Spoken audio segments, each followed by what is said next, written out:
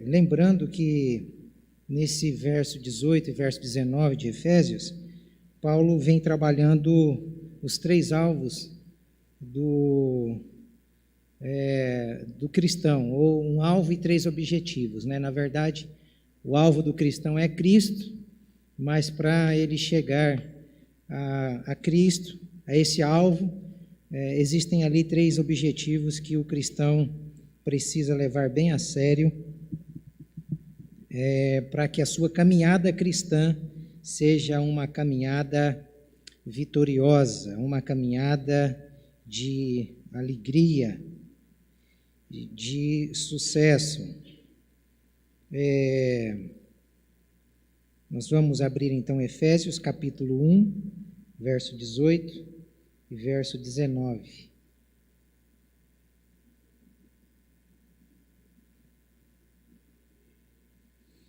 Eu vou esperar um pouquinho, até que o Leandro consiga resolver esse problema aqui para a gente. Enquanto isso, vamos orar a Deus, pedindo a Ele que nos ilumine, pedindo a Ele que abra o nosso entendimento e que possamos realmente estar aqui com o coração, com a mente abertos àquilo que Deus tem a falar conosco. Pai, em nome do Seu Filho Jesus, nós nos dirigimos a Ti, reconhecendo que somos fracos, reconhecendo que somos pecadores, reconhecendo que se não for a Tua graça nos abençoando, jamais teríamos acesso e liberdade para estar em Tua presença. Muito obrigado por tão grande salvação, pela graça maravilhosa do Espírito do Senhor, que nos alcançou, que nos tirou da cegueira espiritual, que nos transportou para o reino do Filho do seu amor. Muito obrigado porque temos caminhado em direção ao céu, temos caminhado em direção que a Tua palavra tem nos apontado, e o desejo nosso maior é de conhecê-lo na totalidade do nosso ser. Nos ajude, ó Santo Espírito, a experimentar as coisas maravilhosas que o Senhor tem reservado para nós. E nós te pedimos, se faça presente, abrindo o nosso entendimento e selando a Tua palavra em nosso coração. É isso que te pedimos nessa noite, com o perdão dos nossos pecados, em nome do Seu Filho bendito, Jesus Cristo. Amém. Amém. Pois bem, então, como eu havia mencionado, Paulo propõe nesse verso um alvo e 3 objetivos do cristão. Vamos fazer a leitura do verso 18 e o verso 19. Acredito que com mais 2 ou 3 reflexões a gente acaba o capítulo 1 de Efésios. Carta maravilhosa, uma carta que, olha, irmãos, sinceramente, como eu tenho crescido estudando esse capítulo 1 e tenho pedido a Deus que Ele abra o entendimento de cada um para que se dedique, para que se aprofunde cada vez mais nessa preciosa carta que Paulo escreve àqueles irmãos da igreja de Éfeso. Vamos ler? Por favor, Paulo. Tendo iluminado os olhos do vosso entendimento, para que saibais qual seja a esperança da sua vocação e quais as riquezas da glória da sua herança nos santos, e qual é a suprema grandeza do seu poder sobre nós, os que cremos, segundo a eficácia da força do seu poder. Só recapitulando o contexto para que os irmãos que talvez estão aqui pela primeira vez saibam do que é que Paulo está dizendo. Então, Paulo está partindo de uma proposta inicial abrangendo o todo.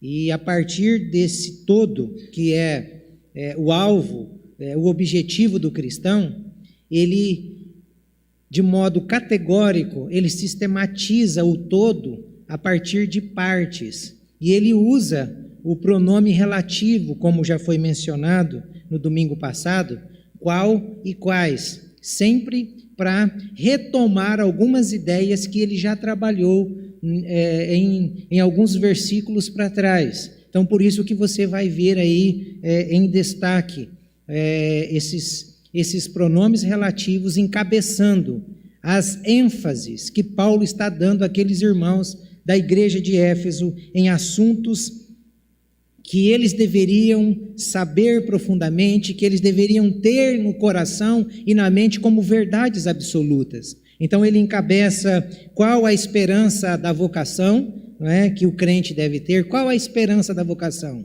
É uma esperança já certa, não é uma esperança que você espera no sentido de, será que vai acontecer? Não, ele está querendo que aqueles irmãos de Éfeso tivessem a certeza da sua salvação. Eles só esperariam a concretização, aquilo que Eldon Led trabalha na sua teologia sistemática.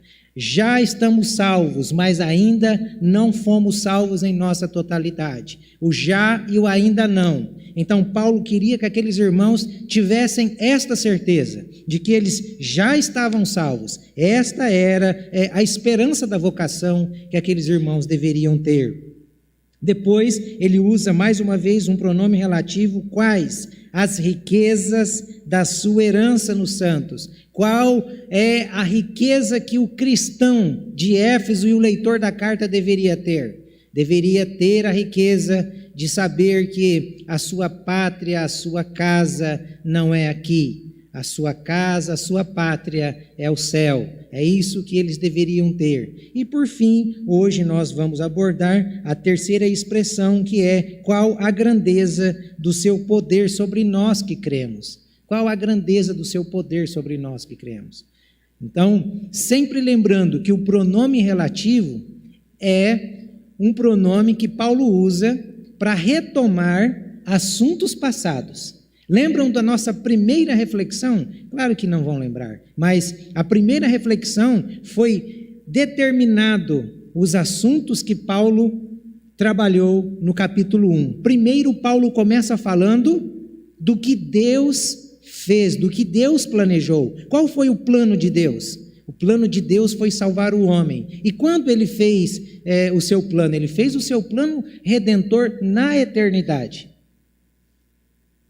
Depois, o capítulo 1 é dividido na segunda parte. O que é que Jesus Cristo fez? Então, Deus planejou, o Filho veio, arquitetou, efetuou todo aquele plano que o Pai já havia elaborado. Então, Jesus Cristo veio cumprir a vontade do Pai e para que eu e você pudéssemos ser salvos. E a terceira parte, que é a parte final, é a obra do Espírito. O que é que o Espírito faz? O Espírito é aquele que abre o nosso entendimento, é aquele que efetua a obra redentora em cada coração. Por isso que Paulo, ele determina nesse capítulo 1, não só o seu método, mas a necessidade humana que todos nós humanos temos. Nós éramos homens naturais. Para nos tornarmos homens espirituais, o Espírito Santo teve que agir. O Espírito Santo teve que abrir o nosso entendimento.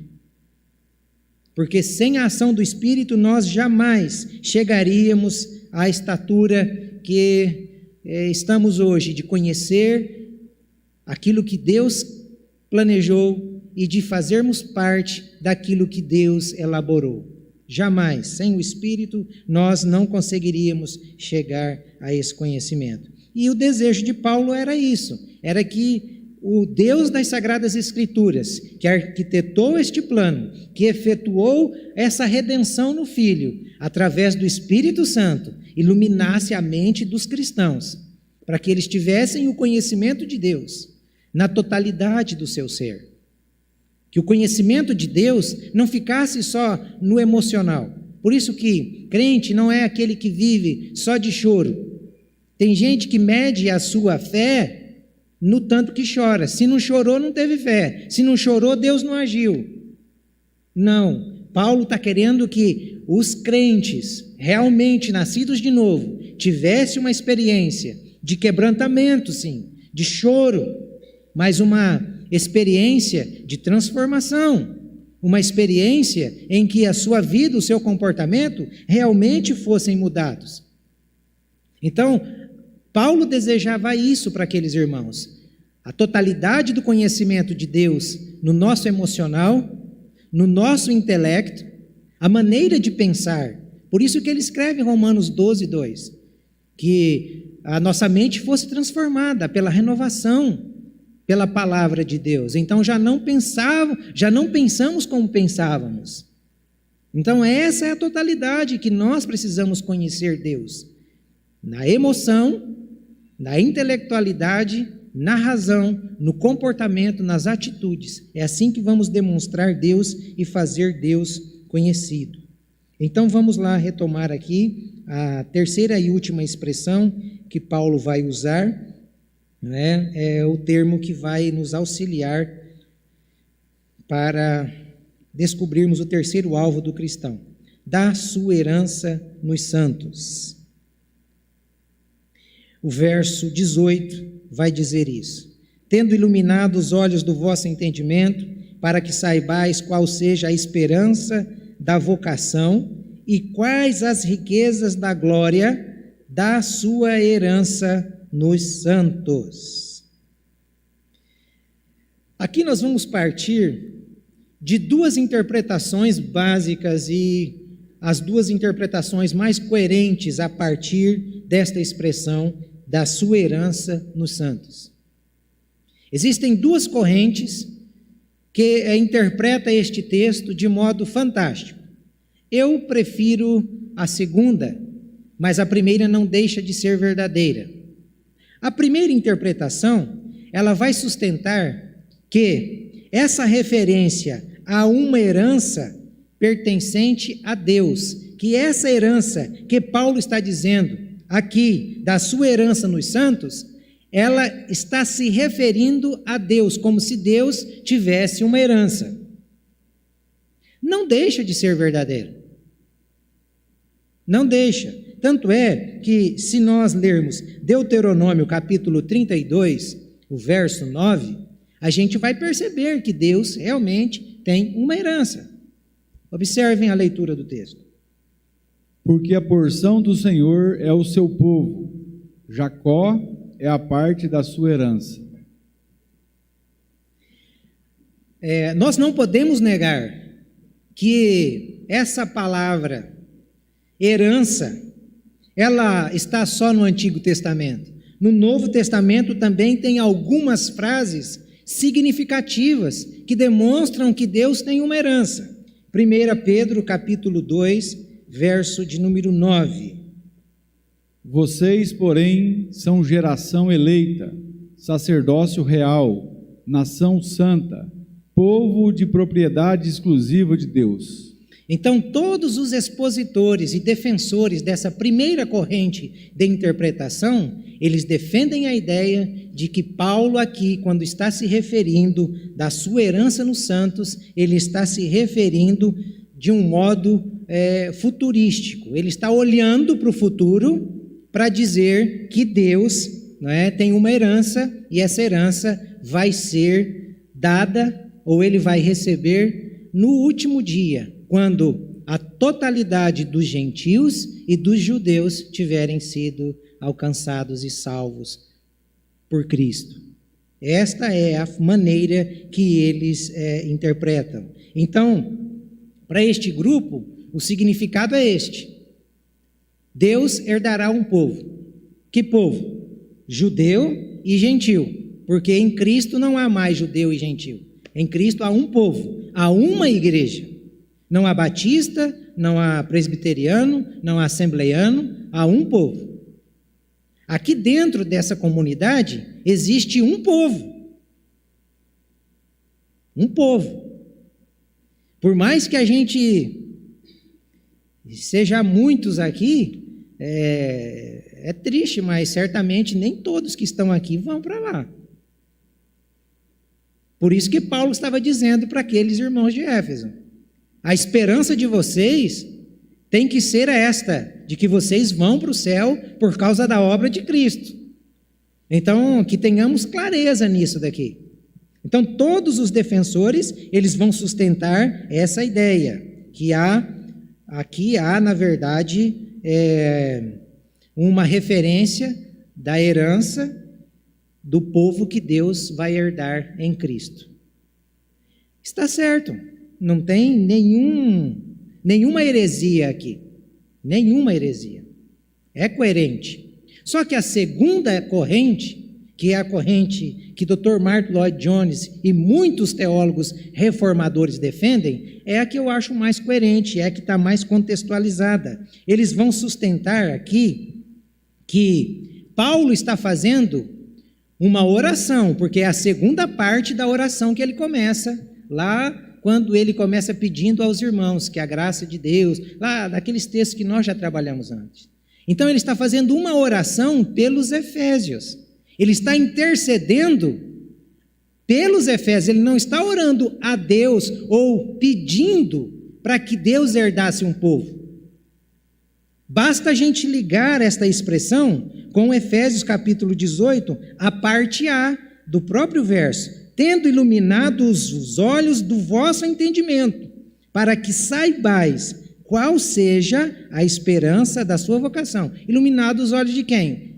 De Deus?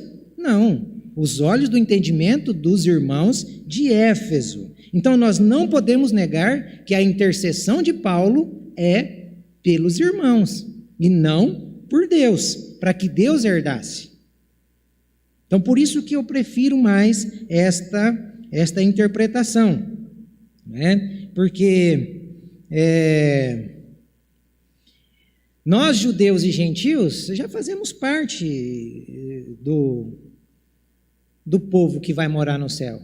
Qual é o desejo maior de Paulo aqui? É que viéssemos a ver mais e mais do que aguarda a mim e a você. Qual a herança que espera por mim e por você? Então Paulo está orando por eles para que Deus abrisse o entendimento deles, para que eles desejassem vislumbrar, para que eles desejassem conhecer mais e mais. É a mesma ideia de 1 Coríntios, capítulo 2, verso 9 e 10. É a mesma ideia. Mas como está escrito, nem olhos viram, nem ouvidos ouviram, nem jamais penetrou em coração humano o que Deus tem preparado para aqueles que o amam. Deus, porém, revelou isso a nós por meio do Espírito, porque o Espírito sonda todas as coisas, até mesmo as profundezas de Deus. É o desejo de Paulo. Olha para os irmãos de Éfeso e diz: meu desejo é que vocês conheçam, que vocês vejam mais e mais da herança. Sabe aqui a ideia? É como se Paulo estivesse chamando a mim, a você, os irmãos de Éfeso, para subirmos no mais alto monte. A ideia é aquela de Moisés. Quando Deus diz a Moisés: suba no Monte Nebo, que era o monte mais alto daquela região, suba naquele monte e olhe a terra prometida, olhe o que é que estava te aguardando, olhe o que é que eu prometi a Israel. E Moisés sobe aquele monte, e lá do mais alto ele contempla uma terra que mana leite e mana mel. Parece até língua estranha, né? Mas era isso. Aqui Paulo está nos convidando a isso. Apesar destas duas, então, estarem corretas, como eu disse, eu prefiro a segunda. Por que eu prefiro a segunda? Porque no contexto, o termo herança, ele vai apontar para o que Cristo conquistou para mim, o que Cristo conquistou para você. É só você observar o verso 13 e o verso 14. Lembram dos pronomes relativos? Os pronomes relativos é uma retomada de algum assunto que já foi tratado para trás. E sempre o pronome relativo é usado para relacionar a nova ideia ao assunto anterior. Nunca ao assunto posterior, sempre ao assunto anterior. E o que é que acontece no verso 13 e no verso 14? Depois que nós ouvimos, nós cremos, nós fomos selados com o Espírito Santo, que é o quê? O penhor da nossa herança. Então, o verso 18 e 19, eles estão dentro desse contexto, de que Deus fez em Cristo alguma coisa especial. E através de Cristo nós vamos herdar isso. Mas com qual razão eu estou dizendo isso? Estou dizendo isso com duas bases fundamentais. Salmo 24, 1 e Deuteronômio 10, 14. 1 Crônicas também 17, 20 e Isaías 45, 5. Pode ler, Paulo. Ao Senhor pertence a terra e a sua plenitude, o mundo e os que nele habitam. Para só um pouquinho. Deus tem alguma herança? Tudo que tem aqui é dele. A gente que se engana e acha que aquele carro que a gente dirige é nosso. Acha que aquela casa que a gente mora é nossa. Acha que aquele dinheiro que a gente tem no banco é nosso. Não é nosso coisa nenhuma. É de Deus. E Paulo estava querendo que aqueles irmãos compreendessem isso. Paulo está querendo que a igreja pós-moderna entenda isso. Deus é o dono de tudo. Eu e você não somos dono de nada, nem do nosso nariz. Continua a leitura. Deuteronômio 10, 14. Eis que os céus e os céus dos céus são do Senhor, o Deus de vocês. A Ele pertencem a terra e tudo o que nela há. E 1 Crônicas 17, 20, Isaías 45, 5, diz: não há outro fora de mim, não há Deus. Tem alguma dúvida? Nenhuma, não é? Então, o que é que Paulo está querendo? Está querendo que nós notássemos por nós mesmos que tudo é de Deus, e Deus fez em Jesus Cristo o herdeiro de tudo. Engraçado, né? Tudo é de Deus, tudo foi criado por Deus. Foi criado através de quem? Através do próprio Filho de Deus, que é a palavra de Deus, a palavra que se fez carne e habitou entre nós. Essa mesma palavra que gerou todas as coisas é a palavra que se materializou, que se fez carne para herdar todas as coisas. Por isso que Efésios vai dizer que Cristo está assentado acima de principados e potestades e dominadores deste mundo. Então, olha o plano de Deus.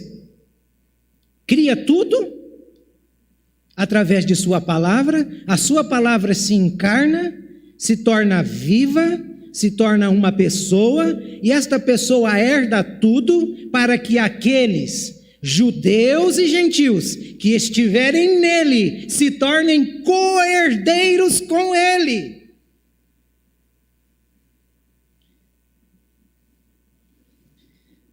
Nós vamos herdar tudo em Cristo. Fora de Cristo.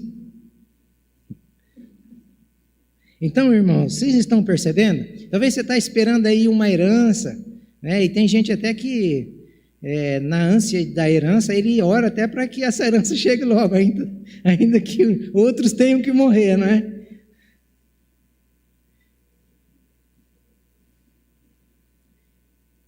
Aqui, para nós nos tornarmos co-herdeiros, alguém teve que morrer.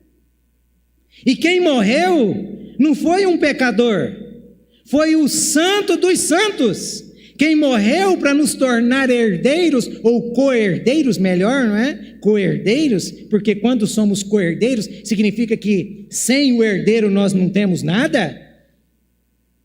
Quem morreu foi este, o poderoso, o Filho de Deus, o unigênito do Pai, aquele que amou o mundo. É este que morreu.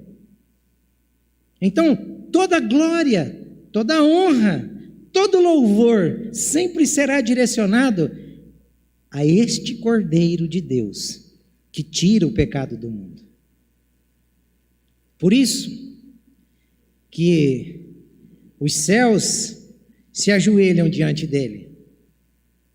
Por isso que a terra, ainda que momentaneamente, zombe, escarneça, duvide, profane esse Cordeiro, e a fé daqueles que depositam no Cordeiro, um dia, eles procurarão buracos para se esconder, de vergonha e temor, porque eles verão o Cordeiro de Deus vindo nos céus, com seus olhos como chamas de fogo, uma língua como uma espada de fogo, para destruir, para julgar. Este é o Cordeiro, este é o Verbo que se fez carne, é a palavra criadora que está em nós, que gerou vida em nós, pela pessoa bendita e santa do Espírito, que nos selou. Então, o que precisamos saber acerca dessa herança? Nós precisamos saber algumas coisas importantes acerca dessa herança. A primeira coisa que precisamos saber acerca dessa herança é a aparência do lugar. Sim, nós temos uma herança. Moisés, quando sobe lá naquele Monte Nebo, ele olha e ele vê a aparência da terra prometida. Ele contempla de longe. E nós precisamos também ter essa aparência na nossa mente. E não existem palavras capazes de descrever o céu. Vocês já pararam para pensar que se cada um de nós tivéssemos uma visão do céu, a gente mudaria radicalmente as prioridades, o modo que a gente vive. Quando Paulo fez a pergunta assim, alguém não precisa de aprender na escola bíblica dominical, levanta a mão. Ninguém levantou, porque reconhece que precisa aprender. Aí eu fiquei pensando, e por que não vem? Não entendi. Por que não vem? Esses dias uma pessoa chegou para mim e disse, eu estou meio desanimada com a igreja, com a fé. Sempre é desanimada com a igreja, com pessoas. Sabe o que desanima uma pessoa com a igreja, com a fé? É porque o pensamento dela está aqui. Ela está pensando na terra só. Ela não está pensando no pós-morte. Ela não está pensando na eternidade. Porque uma pessoa que pensa na eternidade não vai desanimar. Pelo contrário, ela tem 1000 razões para se animar. Quer ver? Quem pensa no céu, lembra de onde saiu. Porque só pode pensar no céu quem já saiu do outro lugar. Porque só existem 2 lugares. Céu e inferno. Ou você que é cristão, que é evangélico, acha que você está no purgatório ou você vai para o purgatório. Ou você já está no céu ou você já está no inferno, aqui e agora. Eu e você não temos um ponto intermediário. Ou somos uma coisa ou somos outra coisa. Então, quando a gente olha para esta para esta fala de João no Apocalipse, capítulo 21, verso 18, verso 22, verso 23, a gente percebe o João tentando pegar símbolos, tentando pegar algumas metáforas, alguns objetos conhecidos por nós, para tentar descrever ali a beleza indescritível de algum lugar. E esse lugar é o céu. Olha o que ele fala. A cidade celestial é de ouro puro e transparente como vidro. Não há templo, porque o próprio Deus está lá. Não há sol, nem lua, nem estrelas. O Cordeiro é a luz da cidade. Tem algum lugar mais perfeito do que isso? Já pensou uma cidade de ouro? Mas esse ouro, ele está dizendo que é puro e transparente. Será que na época de João já tinha esse conhecimento do brilhante ou de alguma outra pedra mais preciosa? Não parece que tem uma incoerência? Ouro não é transparente. Então, para você ter a noção, ele está pegando algumas coisas preciosas, valiosas, para falar da herança que está preparada para nós. Ele está pegando algumas coisas espetaculares, dizendo, olha, lá não vai ter templo. Por que lá não vai ter templo? Porque nós vamos estar diante do trono. O Cordeiro vai estar ali. Que bom. Você não vai precisar levantar 9 horas da manhã. O Cordeiro vai estar ali. Olha outra coisa fantástica, não há sol e nem lua. A luminosidade é produzida pela fonte de todo o poder, de toda a luz. Quem é que vai ser a luz daquele lugar? É o mesmo que quando desceu à terra, disse, eu sou a luz do mundo. Ele é a luz do mundo, porque ele é a luz do céu. Ele só podia iluminar esse mundo de densas trevas, porque ele já iluminava o céu. É só por isso. A aparência desse lugar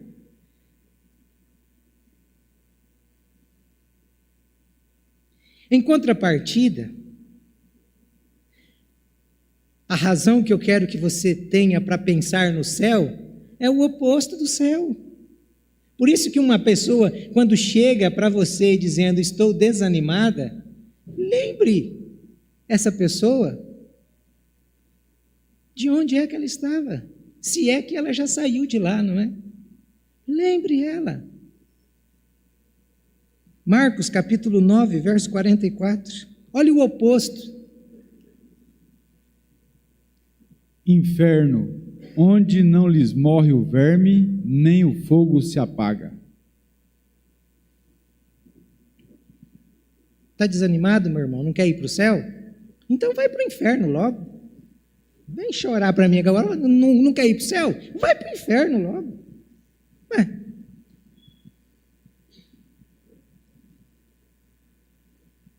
O céu não anima a gente mudar o jeito de viver? Tem alguma coisa que nos motiva, que nos fortalece mais a caminhar com Cristo do que nos concentrarmos tentando visualizar a aparência da nossa casa? Da nossa casa eterna.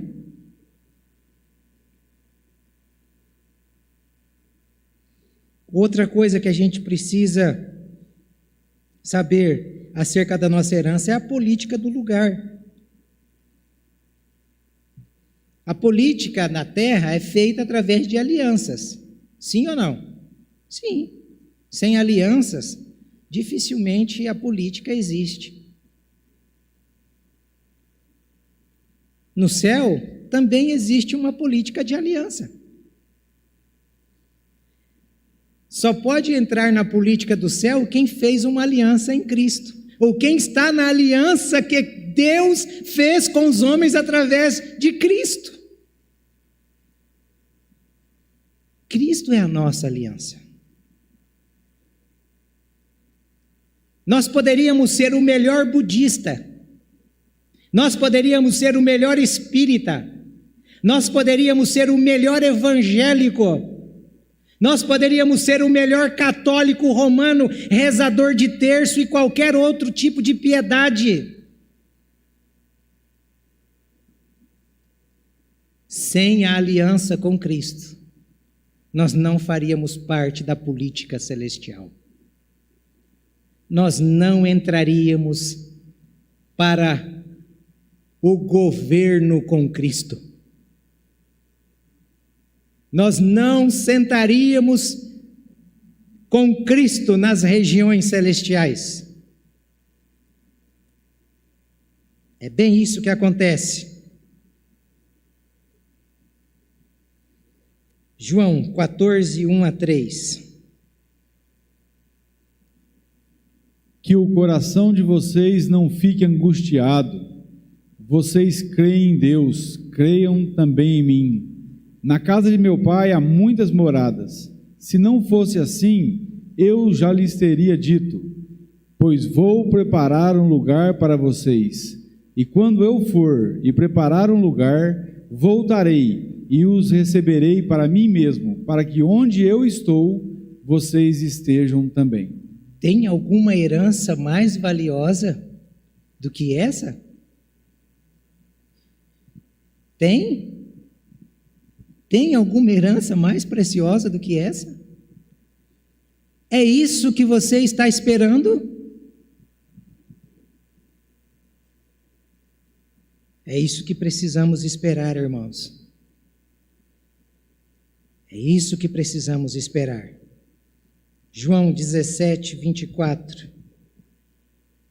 Pai, a minha vontade é que, onde eu estou, também estejam comigo os que me deste, para que vejam amanhã glória que me conferiste, porque me amaste antes da fundação do mundo. É para o céu que estamos indo? É para o céu? Olhe para o seu jeito de andar. Nós devemos nos preocupar. O nosso comportamento, a nossa vida, as nossas prioridades definem para onde estamos indo. É o reflexo.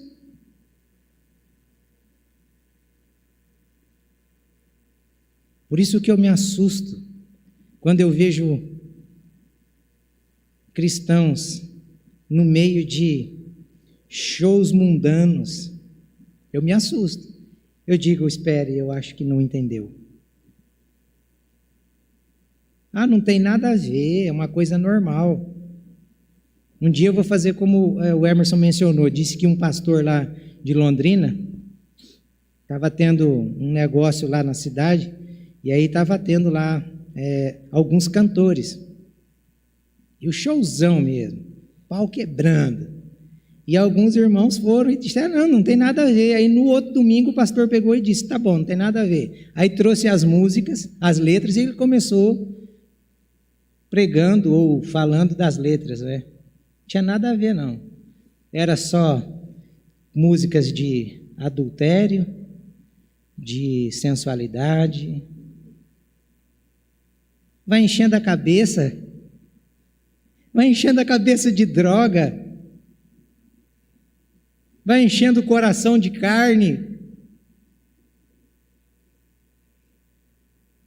e depois quer se animar com o quê? O que está dentro da sua mente? O que está dentro do seu coração? O que a gente ouve o dia todo? O que a gente ouve o dia todo? É o que vai descer para o coração da gente.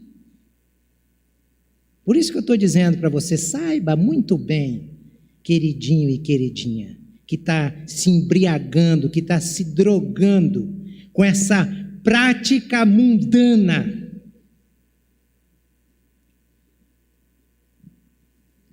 O grande dia vai chegar. Há tempo de se arrepender? Há tempo. Quando? Hoje. Hoje.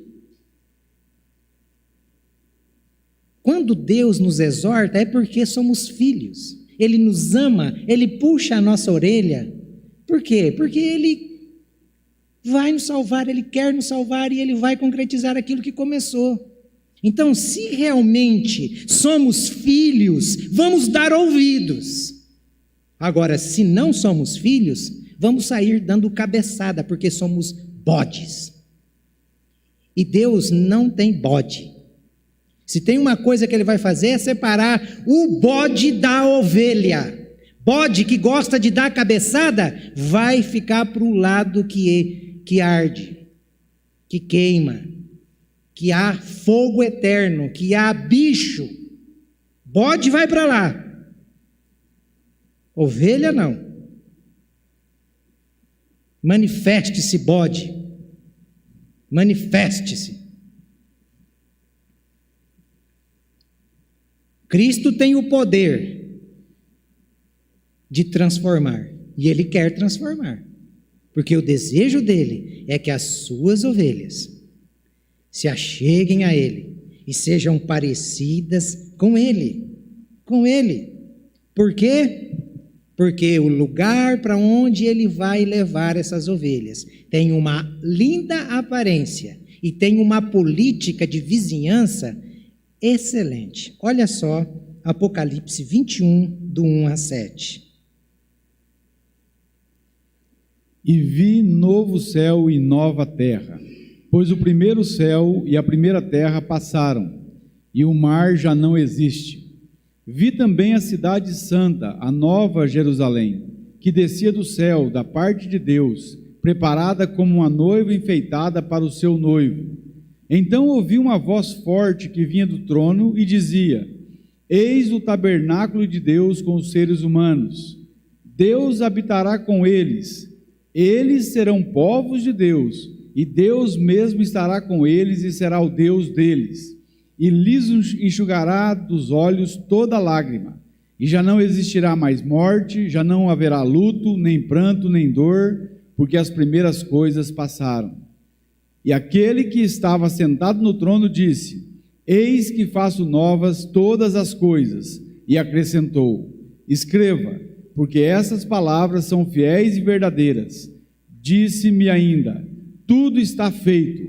Eu sou o Alfa e o Ômega, o princípio e o fim. Eu, a quem tem sede, darei de graça da fonte da água da vida.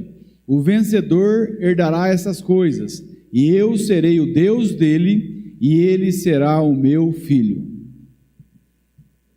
João está dizendo àqueles irmãos que estavam em perseguição e sofrimento: está difícil a caminhada, meu irmão. Está difícil? Louve a Deus. Tenha a esperança de que isso vai melhorar, de que isso vai mudar. Quando? Aqui na terra? Não. Aqui só vai piorar, só vai mudar lá. E lá nós vamos para um lugar onde nada mais vai nos entristecer. Por isso que ele está incentivando a olharmos para o céu. A terceira e última coisa que precisamos saber acerca de nossa herança é a segurança do lugar. Então esse lugar, ele tem na Bíblia uma aparência descrita, ainda que seja incapaz, insuficiente de transmitir a realidade, mas está ali descrita. Tem uma política que, para entrar nela, só através da aliança que Deus fez com os homens através de seu Filho. E aqui também nós vemos a segurança que existe nesse lugar.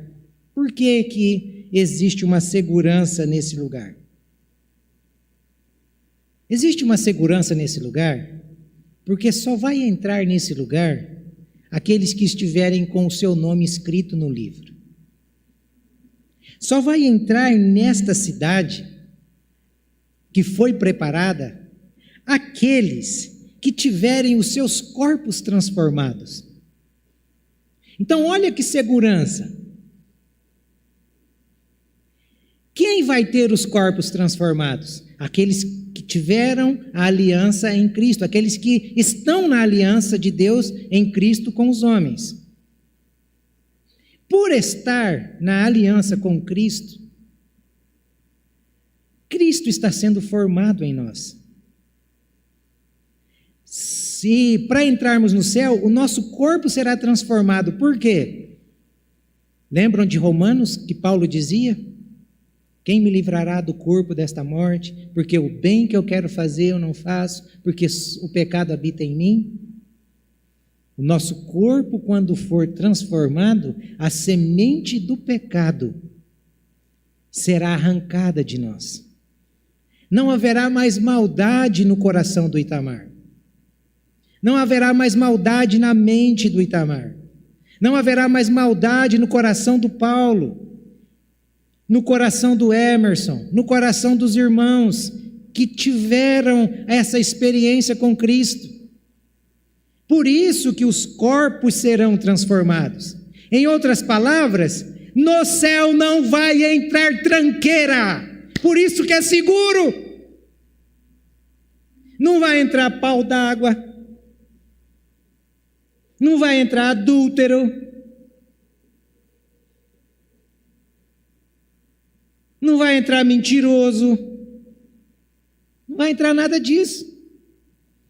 Tem coisa que estraga mais um ambiente do que o pecado? Tem. Por isso que os nossos corpos serão transformados. Não sei se nós vamos receber um corpito. Sei. Eu estou vendo a minha barriga cada vez mais crescendo. Eu falo, Deus do céu. Já já eu vou estar igual o Emerson, com a perna dessa finura e a barriga desse tamanho. De tanto que eu dou risada do Emerson. Eu dava risada de um irmão careca da igreja e, rapaz, está caindo tudo aqui atrás. Não sei se nós vamos passar por uma lipo, mas que nós vamos morar lá, nós vamos. É bom que lá não vai ter diabetes, não vai ter colesterol, não vai ter nada dessas coisas. E eu fico pensando como que alguém que diz que é cristão, que serve a Cristo, se desanima de caminhar a vida cristã. Ah, vai para o inferno, tem que ir para o inferno mesmo, não quer ir para o céu. Não quer ir, tem certeza? Então olha só o que Paulo vai dizer em Filipenses capítulo 3, verso 21. O qual transformará o nosso corpo de humilhação para ser igual ao corpo da sua glória, segundo a eficácia do poder que ele tem de até subordinar a si todas as coisas. Então olha só, o negócio é tão seguro que começa pela transformação do corpo, não é? E para sequenciar essa segurança, lá não vai entrar nenhum abelhudo, não vai entrar.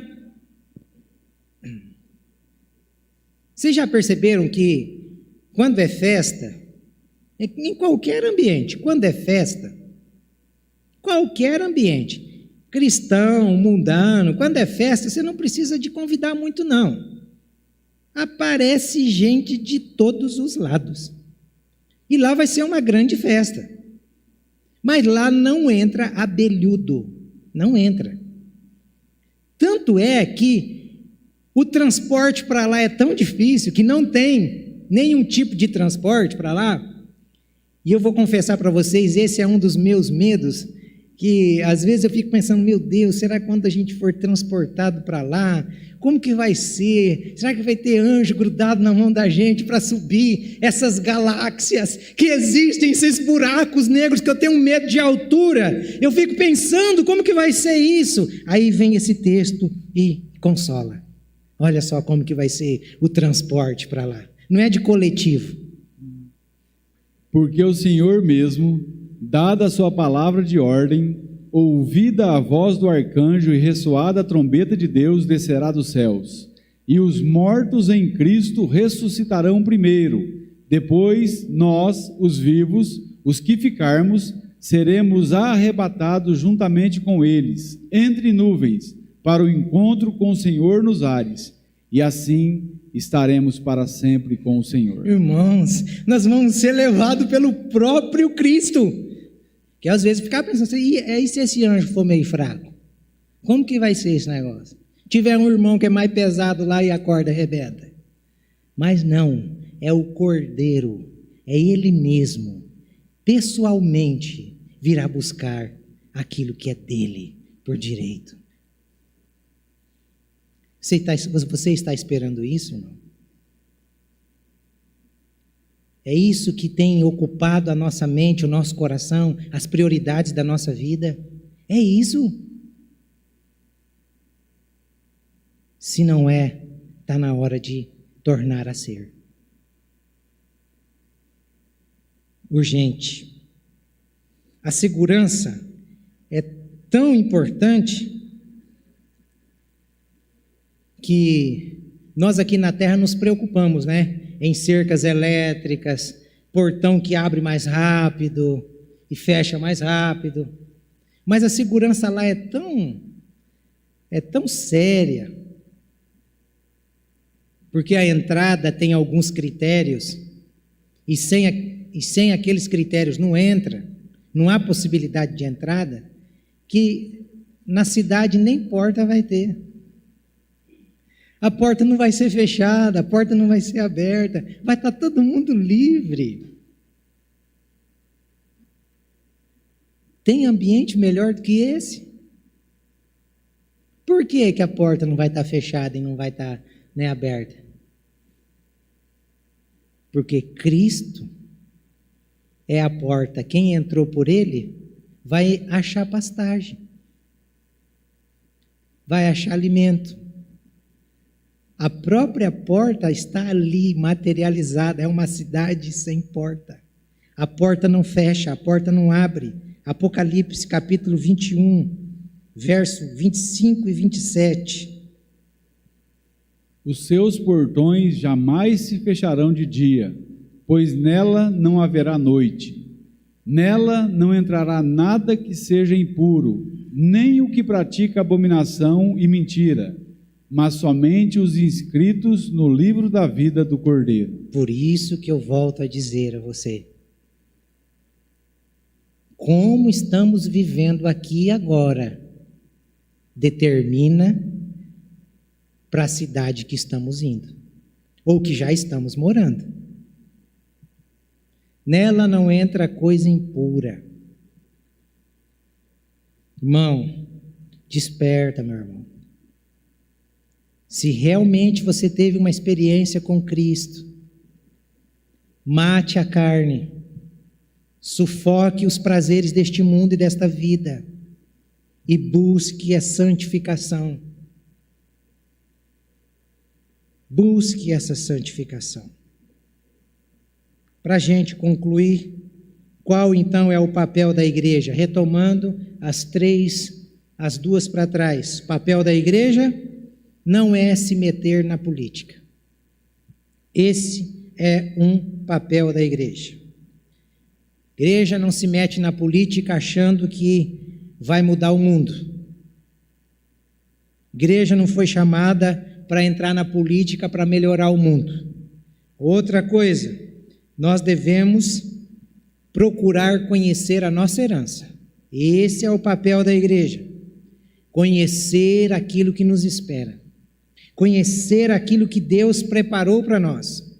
Porque se nós conhecermos isso de fato, e vivermos de modo para herdarmos isso sim, muda o mundo, muda a cidade, muda a nossa vida, muda o nosso estado, muda os nossos vizinhos, muda a nossa casa, muda o nosso jeito de viver. Então, qual é a função da igreja?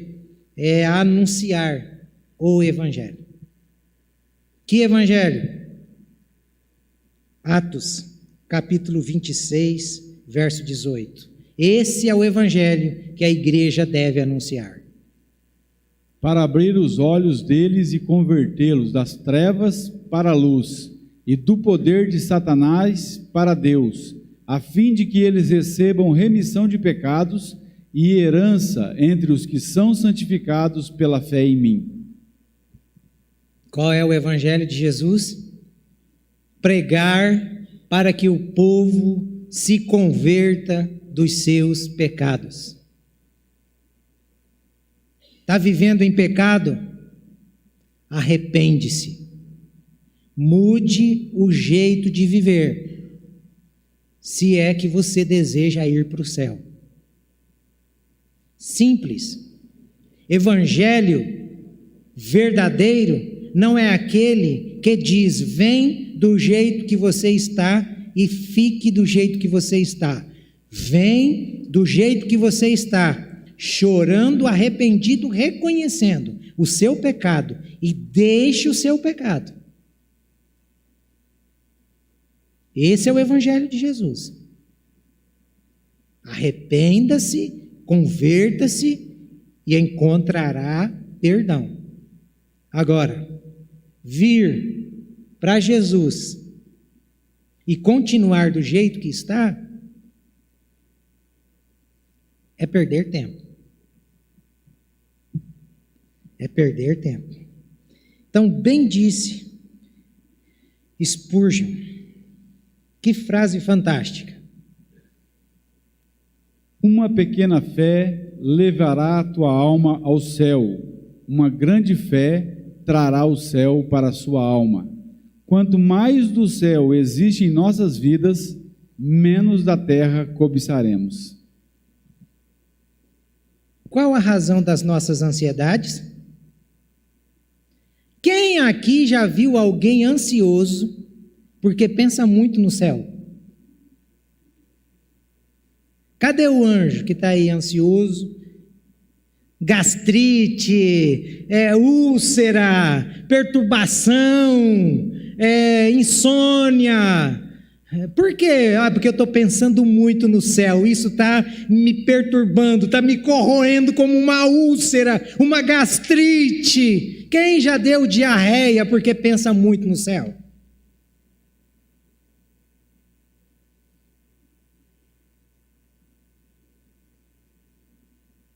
Está dando para entender? Esse é o oposto. Isso é a demonstração do que é que tem ocupado o meu pensamento e o seu pensamento. Quem pensa muito no céu fica pedindo: irmão, ora por mim, irmão. Não. Sabe por quê? Ele está próximo. Ele está próximo daquele que responde à oração.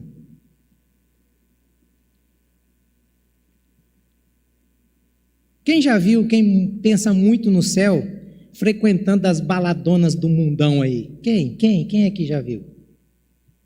Rapaz, eu penso tanto no céu que vai ter aquele showzaço lá que eu vou estar lá presente. Porque eu penso muito no céu. Então eu não quero perder as coisas desse mundo. Ah, me poupe, né? Está brincando com quem?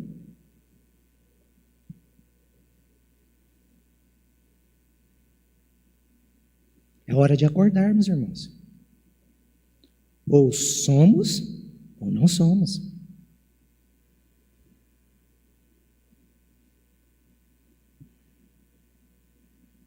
Sua gastrite deve estar queimando por raiva de mim. Se for para cura sua, que fure seu bucho agora. Mais importante é você entrar no céu com o bucho furado. Mais importante é do que você ficar de bem comigo. Estou te falando isso porque eu te amo, meu irmão. Eu estou te falando isso porque eu quero te ver lá. Eu estou te falando isso porque vai chegar um dia que eu estarei diante do Cordeiro prestando contas do que é que fiz aqui de cima deste púlpito, e eu quero fazer isso com alegria, não com tristeza, mas com alegria. Poder chegar diante do meu Senhor e dizer: aquilo que tu querias foi feito através da tua palavra. Meu compromisso não foi em alegrar os homens, mas foi em satisfazer a tua vontade, Senhor. É por isso. É só por isso.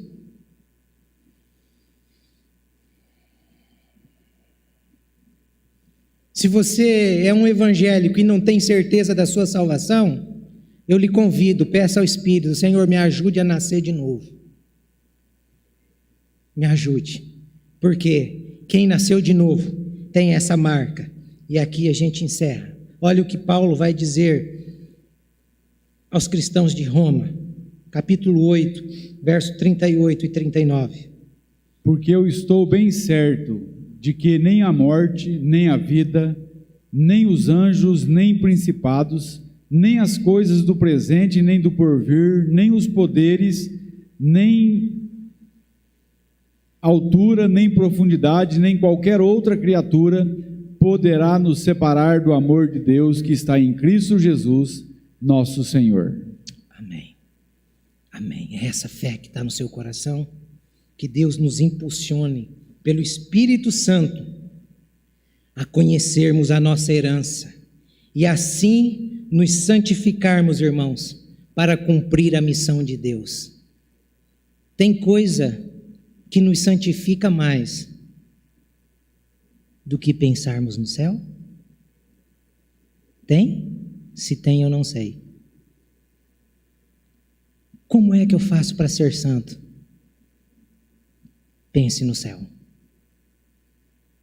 Pense nos requisitos exigidos pelo Senhor do céu, se é lá que você quer morar. Então, nessa noite, eu vou convidar aqui os irmãos que vão terminar o culto cantando. E eu quero lhe dar a oportunidade. Você está aqui e ouviu isso?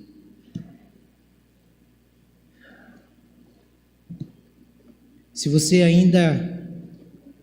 Vou pedir nesse momento, todos de cabeça baixa, orando. Se você ainda não se entregou a Cristo, se Cristo nessa noite te chama, porque se o Espírito não chamar também não tem jeito.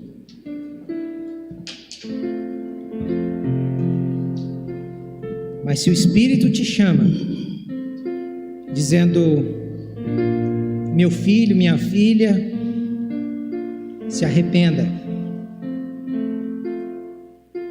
Se Ele coloca esse desejo no seu coração de arrependimento, não sinta vergonha, não sinta medo.